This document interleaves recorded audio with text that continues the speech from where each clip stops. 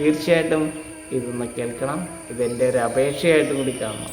രാഷ്ട്രീയമല്ല, ഇതിനുത്തരം വേദമാണ്. ആചാരങ്ങൾ അറിഞ്ഞാചരിക്കുമ്പോഴാണ് അത് അനർത്ഥങ്ങളെ ഇല്ലാതാക്കുന്നത്. നമുക്ക് ആഘോഷങ്ങൾക്ക് അർത്ഥത്തെ ഉണ്ടാക്കുന്നത്, നമ്മൾ ഒന്നാകുന്നത്, ഒരുമയുള്ളതാക്കുന്നത്. അറിവ് കൊണ്ടാണ് നമ്മൾ ഒന്നാകുന്നത്. അറിവിൽ നിന്നാണ് സ്നേഹം ജനിക്കുന്നത്, സ്നേഹത്തിൽ നിന്നാണ് ആഹ്ലാദം ജനിക്കുന്നത്. ആ ആഹ്ലാദം അനുഭവിക്കണമെങ്കിൽ എന്ത് വേണം? സ്നേഹം ഉണ്ടാകണം. സ്നേഹം ഉണ്ടാകണമെങ്കിൽ എന്ത് വേണം? വിവാദങ്ങൾ കെട്ടടങ്ങുന്ന രീതിയിൽ അറിവ് നമ്മളിലേക്ക് നിറയണം. ആ അറിവ് വേദത്തിൽ നിന്ന് നമുക്ക് നുകരാം. തീർച്ചയായിട്ടും ചാനൽ സബ്സ്ക്രൈബ് ചെയ്യണം. നമ്മൾ ഇത് എല്ലാവർക്കും ഷെയർ ചെയ്യണം. വാമനനെ ആരാണെന്ന് പറയാൻ പോവുകയാണ്. മഹാബലിയെ നേരിട്ട് കാണാൻ പോവുകയാണ്. ഇവർ രണ്ടുപേരും ഇന്നും ജീവിച്ചിരിപ്പുണ്ട്. തീർച്ചയായിട്ടും കാണണം. ഓക്കെ. വൈഷ്ണവ ശക്തിയെ തന്നെ വെല്ലുവിളിക്കുന്ന, ഹരിതലോക ശക്തിയെ തന്നെ വെല്ലുവിളിക്കുന്ന, തിരശീല വീഴും ജീവലോകത്തിന് എന്ന് വിചാരിച്ച ദൈത്യ പ്രതിസന്ധി, 12,000 വർഷം നീണ്ടുനിന്ന ദൈത്യ പ്രതിസന്ധി. എങ്ങും സസ്യഹാരികളായിട്ടുള്ള ഭീമാകാരന്മാരായിട്ടുള്ള ഹിരണ്യകശിപുമാർ മാത്രം. ഹരിയുടെ നാമം പോലും എങ്ങും കേൾക്കാനില്ല. ഭൂമിയിൽ നിന്ന് പച്ചനിറം മാഞ്ഞു. ആ ദൈത്യ പ്രതിസന്ധിക്കൊടുവിലാണ് ഹിരണ്യകശിപുമാരുടെ സസ്യലോകത്തെ തിന്ന് ജീവിക്കുന്ന ഭീമാകാരന്മാരായിട്ടുള്ള ജീവലോകം മാത്രമുള്ള മാംസാഹാരികളില്ലാത്ത ആ ലോകത്ത് പട്ടിണി കൊണ്ട് ജീവജാലങ്ങൾ ചത്തൊടുങ്ങുന്ന ആ കാലഘട്ടത്തിൽ ജീവൻ തന്നെ അപ്രത്യക്ഷമാകുമെന്നുള്ളൊരവസ്ഥയിൽ വന്നപ്പോഴാണ് ആ ഹിരണ്യകശിപുമാരുടെ മാറ് പിളർന്ന് രക്തം കുടിക്കുന്ന നരസിംഹഭാവത്തിലുള്ള അവതാരമുണ്ടായത്. സിംഹം. ഹിരണ്യകശിപുമാരുടെ മാറ് പിളർന്ന് രക്തം കുടിക്കുന്ന മാംസാഹാരികളായിട്ടുള്ള ജീവലോകത്തോടു കൂടിയിട്ടാണ് ആ ദൈത്യ പ്രതിസന്ധിക്ക് അറുതി വന്നത്. അങ്ങനെ പ്രഹ്ലാദന്മാരെ ആനന്ദിപ്പിച്ച് സിംഹാസനത്തിൽ ഇരുത്തിക്കൊണ്ട് സിംഹം എന്ന അവതാരം, അത് 4ാമത്തെ അവതാരം. അടുത്ത അവതാരമാണ് നമ്മുടെ ഇപ്പോൾ വിവാദമായിരിക്കുന്ന വാമനൻ എന്ന അവതാരം. ഭാദ്രപദമാസ ശുക്ലപക്ഷം ശ്രാവണ നക്ഷത്രത്തിൽ പൂർണ്ണ വിദ്യുത്വമുള്ള അഭിജിത്ത് നക്ഷത്രത്തിൽ, അതായത് ഉത്രാടത്തിൻ്റെ ഒടുവിലത്തെ 15 നാഴികയും തിരുവോണത്തിൻ്റെ ആദ്യത്തെ 4 നാഴികയും ചേർന്ന 28ാം നക്ഷത്രത്തിൻ്റെ മുഹൂർത്തത്തിൽ ഭൂമിയുടെ വാമഭാഗമായ ജലത്തിൻ്റെ മനമറിഞ്ഞ് ജനിച്ചവൻ വാമനൻ. ഹരിതലോകശക്തിയുടെ, ഈ വൈഷ്ണവ ശക്തിയുടെ, ഈ വൈകുണ്ഠലോകശക്തിയുടെ മഹാവൈഭവ ശക്തിയായിരിക്കുന്ന ഏറ്റവും ശ്രേഷ്ഠമായിട്ടുള്ള അവതാരം, അതാണ് 5ാമത്തെ അവതാരം. പഞ്ചജനൻ എന്ന പേരോട് കൂടിയിട്ടുള്ള വാമനൻ. ഭൂമിക്ക് വേണ്ടി, സഹജീവലോകത്തിന് വേണ്ടി അരവയറുണ്ണുവാൻ അരഞ്ഞാണം ധരിച്ചവൻ. ബ്രഹ്മജ്ഞാനത്താൽ ഉപനയനത്താൽ ജീവലോകത്തെ സംരക്ഷിക്കുവാൻ, ജലത്തെ സംരക്ഷിക്കുവാൻ സജ്ജലത്തിനായി കമണ്ടലു കയ്യിലെടുത്തവൻ. ജീവലോകത്തിന് സുതലമൊരുക്കിയവൻ. നമ്മൾ വെറുക്കേണ്ട ഒരാളല്ല, ആദരിക്കേണ്ട ആളാണ്. ഇത് പറയുമ്പോൾ പറയുന്ന എന്നെ തല്ലും. ഇപ്പോൾ അതാണ് അവസ്ഥ. ഇപ്പോൾ വാമനനെ കിട്ടിയ എന്ത് ചെയ്യും? നമ്മൾ മഹാബലിയെ പാതാളത്തിലേക്ക് ചവിട്ടിത്താഴ്ത്തിയതിന് പകരം നമ്മൾ വാമനനെ കിട്ടിയാൽ ചവിട്ടിത്താഴ്ത്തും. അത്ര രീതിയിലാണ് വാമനനെ വെറുത്ത് പലരും ആക്ഷേപിക്കുന്നത്. പക്ഷെ വാമനൻ ആരാണെന്ന് മനസ്സിലാകുമ്പോൾ ഈ അവസ്ഥ മാറും. ഇത് രസകരമായിട്ടുള്ള ഒരു വേദരഹസ്യമാണ്. ഇത് അറിയണം. അത്രയ്ക്ക് വലിയ ആളാണ്.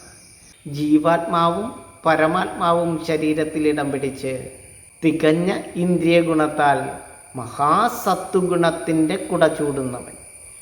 ഇന്ദ്രൻ്റെ സഹോദരനായ ഉപേന്ദ്രനായവൻ, ദേവേന്ദ്രന് തുല്യനായവൻ. ദേവന്മാരുടെ ദേവനാണ് ആര്? ഇന്ദ്രൻ. ഇന്ദ്രൻ്റെ ഉപേന്ദ്രനായവൻ, ദേവേന്ദ്രനായി ഉയർന്നവൻ, അതാണ് വാമനൻ. ജ്ഞാനം കൊണ്ട് നാണം മറച്ചവൻ. ഇന്ന് നമ്മൾക്ക് ജ്ഞാനമില്ലാത്തതുകൊണ്ട് നാണം മറയ്ക്കാൻ പോലും ബുദ്ധിമുട്ടാണ്, അല്ലേ? വസ്ത്രം അല്പമായിട്ട് മാറുകയാണ്. പഞ്ചേന്ദ്രിയങ്ങൾ തികഞ്ഞവൻ. പഞ്ചേന്ദ്രിയങ്ങളെ പഞ്ചഭൂത സേവയ്ക്കായി ഉപനയനത്താൽ പഞ്ചവടം കൊണ്ട് അയഞ്ഞ് ബന്ധിച്ചവൻ. ശരീരത്തിൽ അയച്ച് ബന്ധിച്ചവൻ, ഉപനയനമുള്ളവൻ, കണ്ണുള്ളവൻ. പ്രകൃതിയെക്കുറിച്ച്, പരിസ്ഥിതിയെക്കുറിച്ച്, സകല ജീവജാലങ്ങളെക്കുറിച്ച്, ജീവൻ്റെ കാരണത്തെക്കുറിച്ച്, ആത്മാവിനും ശരീരത്തിനും ജീവനും കാരണമായിരിക്കുന്ന സൃഷ്ടിയെക്കുറിച്ച് ബോധ്യമുള്ളവൻ. അതാണ് വാമനൻ.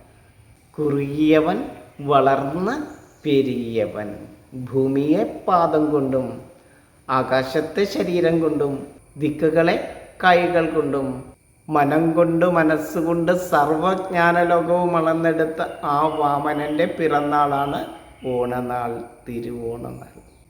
ശ്രാവണ മാസത്തിലെ ശ്രോണം, ഓണം, തിരുവോണം. ആ തിരുവോണ നാളിലാണ് വാമനൻ്റെ, മഹാവിഷ്ണുവിൻ്റെ ഏറ്റവും ശ്രേഷ്ഠമായിട്ടുള്ള അവതാരത്തിൻ്റെ പിറവി. എവിടെയാണ് ആ വാമനൻ ജനിച്ചത്? അത് ഭൂമിയിലെ ഏറ്റവും ശ്രേഷ്ഠമായിട്ടുള്ള ജംബൂദ്വീപിലാണ്. ജംബൂദ്വീപിൽ എവിടെയാണ് ജനിച്ചത്? ജംബൂദ്വീപിൽ ഭൂമിയിലെ ഏറ്റവും ശ്രേഷ്ഠമായ, ഏറ്റവും വലിയ ജീവനെ പർവ്വതീകരിക്കുന്ന, ജീവന് ഹൈ റേഞ്ച് നൽകുന്ന ഹിമാലയത്തിൻ്റെ വൈഭവത്താൽ 1600 കിലോമീറ്റർ ദൈർഘ്യം വരുന്ന 1,60,000 ചതുരശ്ര വിസ്തൃതിയുള്ള ജൈവ വൈഷ്ണവ നിലയമായിരിക്കുന്ന പശ്ചിമഘട്ടത്തിൻ്റെ മൂലാധാരമായിരിക്കുന്ന അഗസ്ത്യകൂടത്തിലാണ്, ബീജകുംഭ സംഭവസ്ഥാനം എന്നറിയപ്പെടുന്ന അഗസ്ത്യകൂടത്തിൻ്റെ പടിഞ്ഞാറ് ഭാഗത്താണ്, വാമനപുരത്താണ് വാമനൻ ജനിച്ചത്. അവിടെയാണ് വാമനപുരം. അവിടെയാണ് വാമനപുരം നദിയുള്ളത്. അവിടെയാണ് തിരുവനന്തപുരിയുള്ളത്. ഭഗവാൻ മഹാവിഷ്ണുവിൻ്റെ ജനന ജീവകാരണ വൈഭവമായിരിക്കുന്ന, ജീവൻ്റെ ആഹ്ലാദം ജനിപ്പിക്കുന്ന, പാഞ്ചജന്യം മുഴക്കുന്ന ശംഖുമുഖം അവിടെയാണ്. അവിടെയാണ് പഞ്ചജനം എന്ന് പറയുന്ന പാതാള സമുദ്രമുള്ളത്. അവിടെയാണ് മഹാബലിയുള്ളത്. മഹാബലി വരുണസഭയിൽ വസിക്കുന്നു. ആ പഞ്ചജനം എന്ന് പറയുന്ന പാതാള സമുദ്രത്തിലാണ് മഹാബലി വസിക്കുന്നത്. ആരാണ് ഈ വാമനൻ എന്ന് പറയുന്ന അവതാരം? അങ്ങനെയുള്ള പഞ്ചജനം എന്ന് പറയുന്ന വാമനൻ്റെ അവതാര ലക്ഷ്യം മഹാബലിയെ പാതാളത്തിലേക്ക് ചവിട്ടിത്താഴ്ത്തുക എന്നത് മാത്രമായിരുന്നു. അസുര ചക്രവർത്തി ആയിരുന്നത് കൊണ്ട് മാത്രമാണോ അദ്ദേഹത്തെ പാതാളത്തിലേക്ക് ചവിട്ടിത്താഴ്ത്തിയത്? എന്നിട്ടും ആ ദുഷ്ടത ചെയ്തിട്ടും എന്തുകൊണ്ടാണ് വാമനൻ ആരാധിക്കപ്പെടേണ്ട അവതാരമൂർത്തിയായത്? പിന്നെ അദ്ദേഹം എന്താണ് ചെയ്തത്? അദ്ദേഹം എവിടെയാണ് ജീവിച്ചത്? അറിയണ്ടേ? നിങ്ങൾ ചിന്തിച്ചിട്ടുണ്ടോ? നിങ്ങൾ അറിയണം ഈ രഹസ്യം. നമുക്ക് തുടരാം ഓണത്തിൻ്റെ വിശേഷങ്ങളിലൂടെ. ആരാണ് മഹാബലി? അറിയണ്ടേ? ആ ചവിട്ടേറ്റവൻ, ആ ചവിട്ടി താഴ്ത്തപ്പെട്ടവൻ്റെ ഓർമ്മ നാളാണോ ഓണനാൾ? അറിയണ്ടേ? നമ്മൾ എത്ര ഭംഗിയായിട്ടാണ് മലയാളികൾ ഓണം ആഘോഷിക്കുന്നത് അല്ലേ? ജാതി മത ചിന്തകളൊന്നുമില്ലാതെ, കള്ളവും ചതിവുമില്ലാത്ത അല്ലേ ഒരു ലോകത്തിൽ എവിടെ മലയാളികളുണ്ടായാലും ഓണം ആഘോഷിക്കും. എത്ര മനോഹരമായിട്ടാണ് നമ്മൾ ഓണം ആഘോഷിക്കുന്നത് അല്ലേ?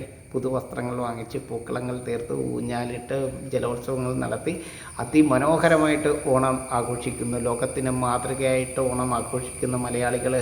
ഈ ഓണത്തിൻ്റെ പിന്നിലെ സയൻസ്, അത് സയൻസ് തന്നെയാണ്. ശാസ്ത്രം സയൻസ് ആകുന്നത് എപ്പോഴാണെന്നറിയോ? സെൻസ് ആകുമ്പോൾ, പരീക്ഷണങ്ങളിലൂടെ, നിരീക്ഷണങ്ങളിലൂടെ സെൻസ് ആകുമ്പോഴാണ് അത് സയൻസ് ആകുന്നത്. അത് നിങ്ങൾ അറിയണം. 1-2 എപ്പിസോഡുകൾ കൊണ്ട് നമുക്കിത് പറഞ്ഞു തീർക്കാൻ പറ്റും. അപ്പോൾ നമുക്ക് തുടരാം. തീർച്ചയായിട്ടും നിങ്ങളിത് വാച്ച് ചെയ്യണം, ഇത് ഷെയർ ചെയ്യണം. ഈ ശ്രേഷ്ഠമായിരിക്കുന്ന ഈ മഹാവൈഷ്ണവ ശക്തിയുടെ, ഈ വിഷ്ണു ലോകത്തിൻ്റെ വാമനാവതാരം ആരാണെന്നാണ് നമ്മൾ പറയാൻ പോകുന്നത്. അപ്പോൾ നിങ്ങൾ കാണുക. തീർച്ചയായിട്ടും മഹാബലിയെ നിങ്ങൾക്ക് കാണാൻ ആഗ്രഹമുണ്ട്. ആരങ്ങനെയല്ല എന്ന് പറഞ്ഞാൽ നമ്മളുടെ മനസ്സിൽ മഹാബലി എന്ന് പറയുമ്പോഴത്തേക്കും ഒരു രൂപം ഓടിയെത്തില്ലേ? കൊമ്പൻ മീശയുള്ള, വലിയ തടിച്ച ശരീരമുള്ള, കുടവയറുള്ള, വെടുത്തു സുന്ദരനായിരിക്കുന്ന ആ മഹാബലി അങ്ങനെ തന്നെയാണോ എന്നറിയണ്ടേ? അറിവിൽ നിന്നാണ് സ്നേഹം ജനിക്കുന്നത്. സ്നേഹത്തിൽ നിന്നാണ് ആഹ്ലാദം ജനിക്കുന്നത്. ആ ആഹ്ലാദം അനുഭവിക്കണമെങ്കിൽ എന്ത് വേണം? സ്നേഹമുണ്ടാകണം. സ്നേഹമുണ്ടാകണമെങ്കിൽ എന്ത് വേണം? വിവാദങ്ങൾ കെട്ടടങ്ങുന്ന രീതിയിൽ അറിവ് നമ്മളിലേക്ക് നിറയണം. ആ അറിവ് വേദത്തിൽ നിന്ന് നമുക്ക് നുകരാം. തീർച്ചയായിട്ടും ചാനൽ സബ്സ്ക്രൈബ് ചെയ്യണം. നമ്മൾ ഇത് എല്ലാവർക്കും ഷെയർ ചെയ്യണം. വാമനനെ ആരാണെന്ന് പറയാൻ പോവുകയാണ്.